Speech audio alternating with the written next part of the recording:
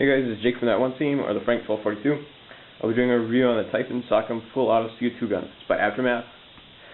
It is a US patent, but it's still made in Japan. But it's in Japan, so it's not that bad. If you get a gun from China, it tends to be less quality. And for this quality, you do want a pretty decent gun. Because what you have to pay for this gun is an arm and a leg. Depending on where you buy it anyway, because you can find a few places for $100, but I bought this one for $120, and that wasn't online, so I had to pay tax. So I wanted it that day, and I decided, hey, it's Cabela's, I want a road trip. What guy doesn't want to go to Cabela's?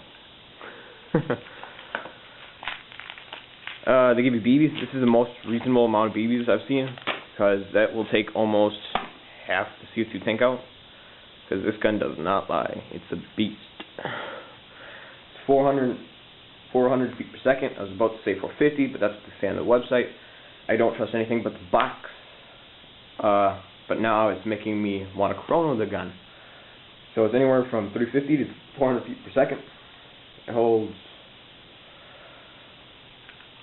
what was it? 35 rounds. I don't remember after the first week I buy a gun how much it holds, because I count it out and I find out right where I have to stop it, and that's where I have to stop it. There's two reasons why the tension's so really high on this mag.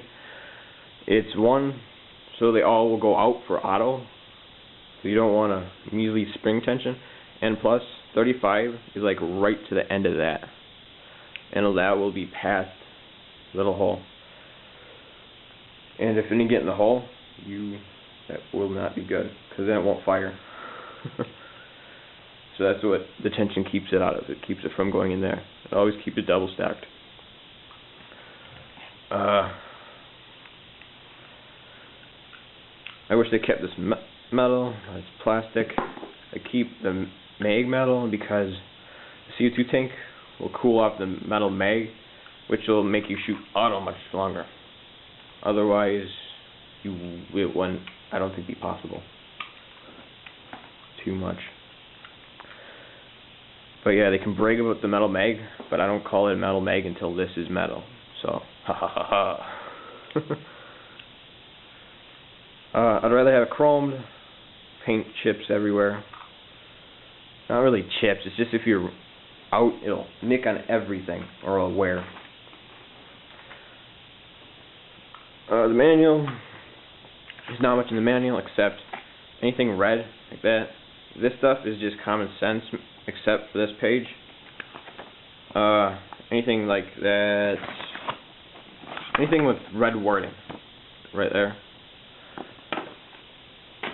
you want to take in consideration, because the tension is so high on this spring that this pin right here will push out and it'll gut the top part off, which your mag is useless, because that pin is bent, and there's a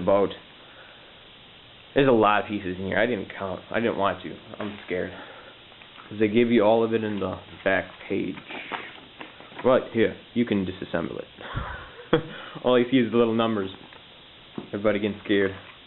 But in total, there's 80 pieces, not counting all the screws. They're all counted as one.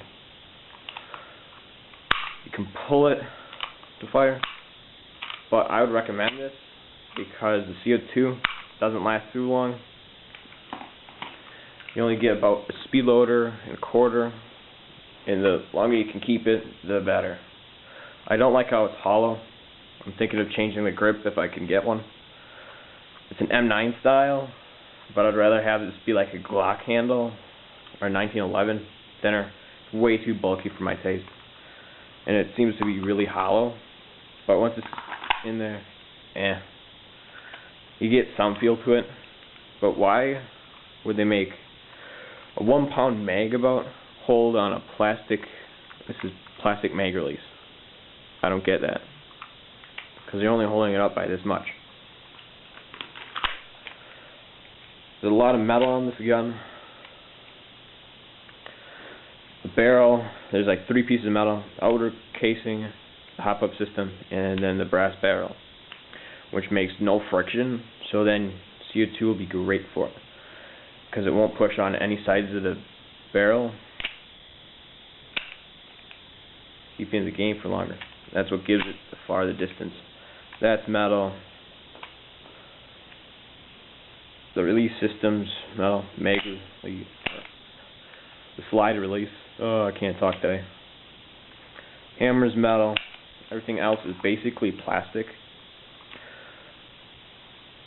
A selector switch, you want to make sure it works.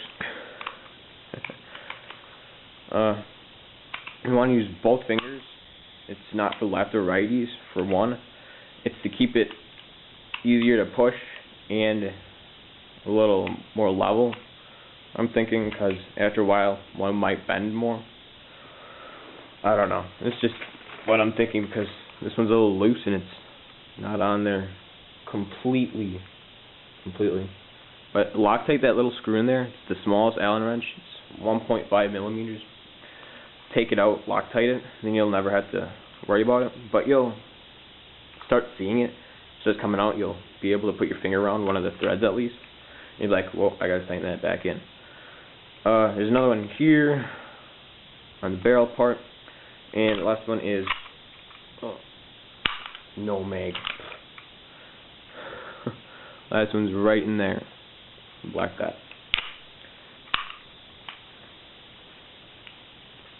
Okay. It's a great gun. If you want a light trigger pull, this is the gun to get, because it'll always push the hammer, because that's what it goes on. Because the hammer pushes the little pin back here on a gear system that if you take the top off, it's really easy to see. It's just a little piece that pushes it.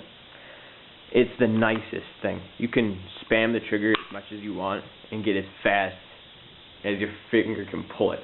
This is the only gun that I would recommend just spamming, because there's spring ones that say you can spam, but I don't believe them, because all the pistons will break. But this one's spam away. It's just fun. And when you put it on full auto, it seems to go much faster. And the warmer the day is, the faster it'll go. Well, there's a top point on it. It doesn't go too fast. But if it's cold day, I would recommend getting at least 3 mags. Keep one in your pocket. Keep the other one in your pocket. Keep the other one inside. Get 3. I would make this not an entry level. I'd make this intermediate at least, because it's $120. So I don't think any entry level would want to buy this gun. Too expensive. And the CO2 tanks, you have to buy a crap load of them. So if something goes wrong, it's just really hard to figure out what it is, because you have to use at least 5 CO2 tanks about, because you want to oil everything. I would say give it 5 CO2 tanks, and then you want to oil right here, right there, the trigger, or the hammer, and then in the trigger, as I was just going to say, and then one on the, but little spritz, and it doesn't matter what silicone it is, as long as silicone. Don't just round it. I would take the top piece off when you're doing all this, recommendedly. So that's what I did. It's very easy. There'll be instructions here. Otherwise, every other review has it. It's in the distribution center of the CO2. That goes right there. Get the springs and the piece that goes with all the CO2 stuff. I didn't know what to really get, but after that it seemed to work, because the slide was being a little funky. On full auto it would only like burst fire, otherwise it only single. But then I think it's that piece right there that you have to oil. I don't know what piece it is. There's a lot of them. I would recommend not taking this gun apart and fixing it yourself. Even though I'm pretty good at fixing guns, there's just too many little pieces for me, and it just costs too much for me to know that I broke my own gun.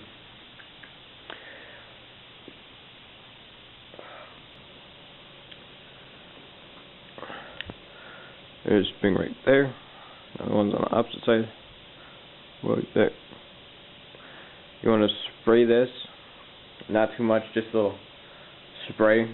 Put it away so you hit all of it instead of one piece, because you want to keep it even. I don't know exactly which part you want to hit, so that's my best guess to where to aim for.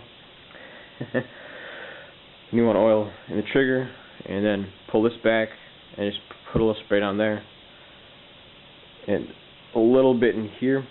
Putting it in after a while seems to get a pain, so don't try to take it on and off too much. That was Jake from That One Team.